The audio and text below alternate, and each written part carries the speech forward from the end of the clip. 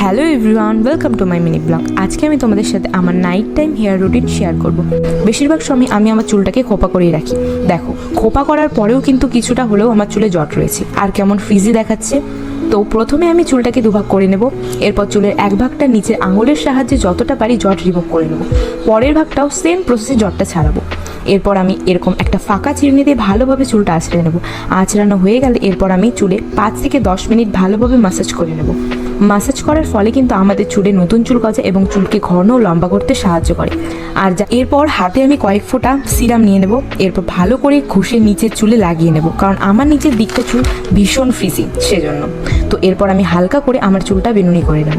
শোবার সময় কিন্তু চুলে বিনুনি বা খোপা করা উচিত। চুল যদি খোলা রেখে শোয়া হয় তাহলে কিন্তু আমাদের চুল ড্যামেজ হয়ে যাওয়ার সম্ভাবনা বেশি। আরও এরকম নতুন নতুন হেয়ার কেয়ার ভিডিও যদি তোমরা দেখতে চাও তাহলে আমার চ্যানেলটিকে সাবস্ক্রাইব করো। বাই।